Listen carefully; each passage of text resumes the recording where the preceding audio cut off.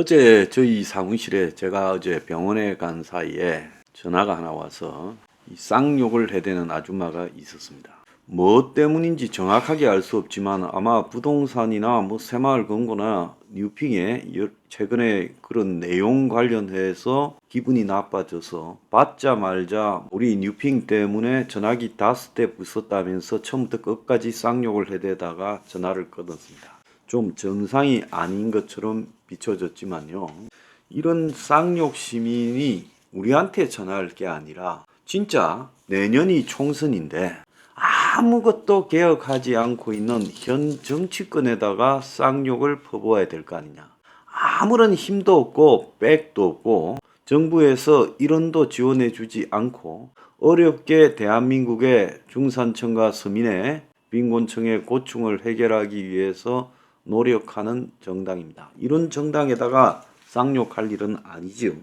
자, 그래서 정치권이요. 최근에 대한민국에서 벌어지고 있는 일에 대해서 좀 자각을 눈꽃만큼이라도 하는지 모르겠는데 오늘 보면 실종 신고 하루 340명, 치매 노인 1명 찾는데 28시간, 가출 치매 등 실종 신고 작년에 12만 건, 전담 수사 인력은 831명. 그래서 이 경찰이 완전히 고생하고 있다 이야기도 있고요. 지금 사라진 아기, 세상에 인구가 모자라서 애들을 만들 수 있다면 인공으로라도 만들어야 될 나라에, 그야말로 멸종으로 가는 나라에 지금 사라진 아이가 현재 경찰 수사만 400건, 일부는 뭐 353건인데 전체적으로 400건인데 5일 사이에 5배 늘어났는데, 비공식적인 통계에 의하면 최근에 한 5년간 태어난 아기와 그리고 등록된 아기 비율을 봤을 때 이게 수천 건이 있지 않겠나라고 의심이 들고 있고, 또 그 중에 상당수는 애들을 죽였을 걸로 짐작이 되고 있습니다. 어떻게 이런 일이 이 세계 12 경제권 국가라는 문명 대국에서 태어난 애를 국가가 관리하지도 못하고 부모에 맡기고, 부모 중에 악덕인 부모들은 애를 죽이고 팔고 이 짓이 벌어지고 있는지 모르겠어요. 오늘 한 언론 칼럼에는 압축 성장 대한민국 압축 소멸의 길로 들어서느냐라고 이야기가, 이 칼럼이 나왔어요. 물질 지표만 보면 화려한 성과인데, 그렇죠. 세계 12의 경제대국, 세계 30위 중반의 1인당 GNP 이야기를 하죠. 그리고 뭐 G8에 들어가야 되니 어쩌니. 그런데 출산율 등 인간 지표에서는 최악이 나오고 있다. 다윈의 종의 멸절 통찰을 참고해야 된다. 인구 문제는 결국 정치의 문제다라고 말을 했어요. 자, 다윈은 멜서스가 인구가 기하급수적으로 늘어날 것이다 라고 말을 한 부분에 대해 종의 멸절이라는 글을 통해서 언급을 했습니다. 모든 면에서 가장 치열한 경쟁은 같은 종의 개체들 사이에서 일어난다. 즉, 한 종 내에서 치열한 경쟁이 벌어진다. 둘째, 한 종은 멸절된 이후 절대로 다시 나타나지 않는다. 치열한 경쟁과 자연 선택의 결과 패배하여 사라져버리면 그것이 다시 출현하는 일은 없다. 셋째, 평범한 사람의 눈에도 거의 보이지 않을 정도로 미세한 차이의 선택이 반복되면서 종의 멸절은 진행이 된다. 그래서 생물 변화의 가장 중요한 원인은 생물 상호 간의 관계인데, 그래서 태어나서 관에 들어갈 때까지 죽음을 향한 최악의 생존 경쟁에 빠져서 허덕이는 대한민국 인간 공동체가 지금 당장 특단의 조치를 취하지 않으면 다시는 회복 소생 지속할 수 없을 것 같아. 이거 박명림 연대 교수가 언급을 했어요. 아담 스미스의 국부론까지 언급하면서 노동에 대한 후한 보수, 고임금이 인구를 증가시킨다. 높은 임금은 필연적으로 결혼 출산을 자극하고 높은 보수는 부의 정대의 결과인 동시에 인구 증가의 원인이다. 나아가 인간의 근면을 정대시킨다. 빈곤은 결혼을 억제하지만 저지하지는 못하지만, 빈곤은 출산에 유리한 듯 보이지만 아이들 양육에 매우 불리하다. 이렇게 말을 하면서 환경에 따라서 인구가 늘어나고 줄어들고가 좌우될 수 있다고 언급을 했습니다. 자, 그런데 내년에 이제 4월에 총선인데 총선을 맞이해서 지금 여야에 벌어지고 있는 꼴을 한번 보세요. 이재명에 줄 서서 추미애, 송영길 등이 문을 공격하고 이낙연은 또 한국에 귀국했다고 문을 찾아가서 막걸리를 5병을 마시고 자, 그런데 그 막걸리는 이제 지금까지 청와대에서 들어간 봉황 문양이 아닌 뭐 검정 막걸리라나요? 동네 막걸리를 사다 마셔요. 그러니까 지적을 하니까 이제 뜬금했던 겁니다. 자, 그리고 또 국민의힘 내부에는 친윤이냐 아니냐, 친윤 공천이냐 아니냐, 이제 윤빠냐 아니냐 그 논쟁이 벌어지고 있습니다.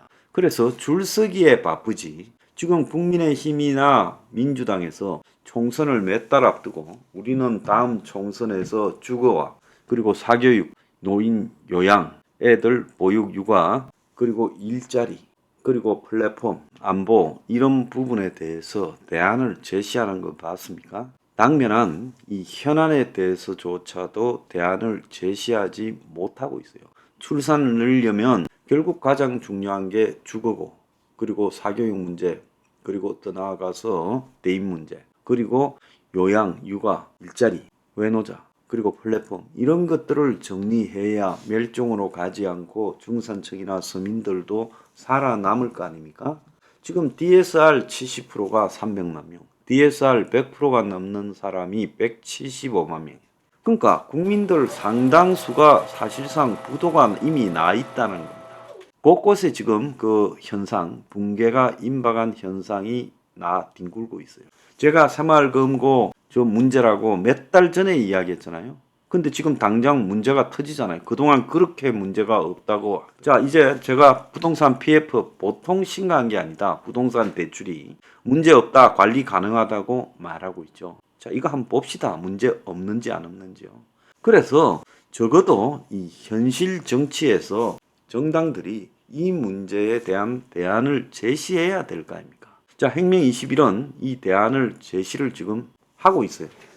그래서 내주면 5+3 정책에 대한 팜플렛이 완성되어서 행명 21의 개혁적인 이 정책, 지금 한국에 꼭 필요한 정책에 대해서 여러분들에게 전단으로 지금 홍보로 나갈 겁니다. 자, 그런데 아주 적은 군소 정당이 이렇게 하고 있는데 그야말로 돈을 갖다가 1년에 수백억씩 지원받고 그러면서 돈이 넘쳐나서 빌딩을 사는 저 국민의힘과 민주당은 국민을 위해 뭘 하고 있습니까? 아무것도 안 하잖아요. 오로지 내년 총선에 권력을 잡아서 지금 가진 권력을 더 튼튼하게 만드느냐 아니면 내년에 총선에 이겨서 권력을 뺏어오느냐 거기만 집중하고 있지 않습니까? 개혁파라는 친구들도 하는 꼬라지가 거기서 거기입니다. 자, 오늘 아침에 한 언론 보면 서로 내가 잘생겼다 놀고 있는 진중권, 이준석, 금태섭 이래가지고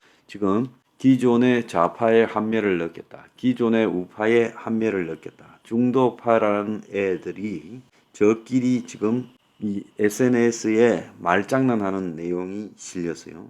진중권이가 지난 4일 밤 뜬금없이 저는 잘생겼습니다라는 글을 올려서 이상하다 이렇게 사람들이 생각을 했는데 금태섭이 이거를 보고 저도 그렇습니다. 나도 생겼다고 웃으면서 자기 자랑을 했고 그러니까 진중권이가 휴대폰 해킹을 당할 것 같아라고 해명을 했고 진중권이가 전 잘생긴 건 맞는데 제가 쓴 글이 아니다. 폰을 바꿔야 하나 하고 다시 해명하면서 슬쩍 잘생겼다를 강조했고 이준석이가 댓글을 통해 본인이 쓴 것이 맞지만 잘생긴 건 틀린 말이다. 그러면서 내가 진중권에 비해 부족한 것은 석사학위 경비행기 자격증이 없는 것이다.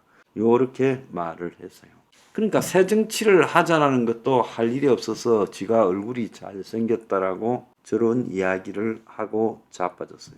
그래서 이 나라에 지금 기득권 양대 정당 그리고 새 정치를 하겠다고 창당하거나 기득권 정당을 비판하면서 중도 좌파, 중도 우파를 자처하는 사람들의 한심함도 이루 말로 논의할 수 없을 만큼의 지경에 이르렀습니다. 자, 국민이요, 이 행명 20일이나 이 화역이 있는 황장수가요, 우리가 무슨 집권을 해가지고 당장 뭘 갖다가 이 세상을 바로 이렇게 바꾸겠다 이게 아니라, 적어도 이들에게 경종을 울리려면 국민들이 맹목적으로 그 정당들을 지지할 게 아니라 이렇게 말하는 사람에 대해서 관심을 가지고, 그러면서 기존 정당들이 발등에 불이 떨어져서 그들의 자세를 바꿔야 국민들의 삶이 나아진다는 겁니다. 그런데요, 국민들 또한 이 어제 저희 당에 전화를 했던 쌍욕 시민하고 다를 바가 하나도 없다라는 겁니다. 자, 이러니까 이 세상이 제대로 되겠습니까? 그러니까요, 국민들이 정말로 내년 총선에 수꼴은 안보 문제 때문에, 또 좌빨들은 수구 기득권이 싫어서 이런 논리를 가지고 양쪽에 줄 서서 또 지금까지 했던 식으로 반복하면 이 나라는 진짜 멸종으로 갈 거고, 어쩌면 그 전에 여러분들의 삶이 바닥부터 흔들리면서 국민들 절반 이상이 흔들려 버리는 경제적 붕괴가 올 거라고 저는 보고 있습니다. 항상 벼락을 맞고서야 사람은 자각을 하게 돼 있어요.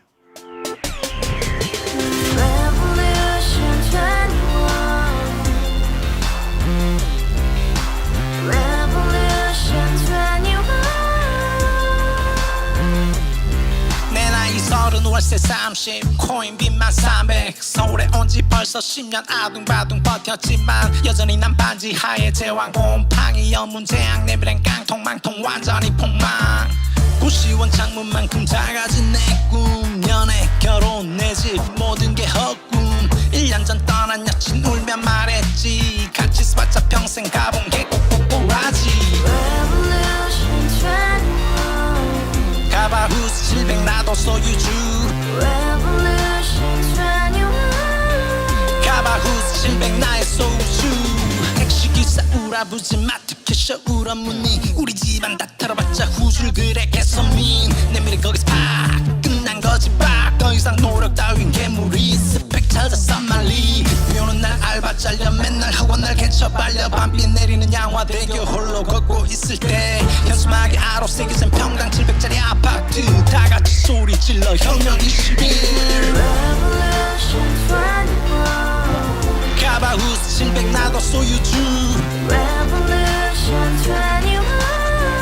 가봐 후스 700 나의 소유주 Together in the house, brand new day, and your dream had just begun. Revolution 21, only open happiness. 너의 곁에 내가 영원히 함께.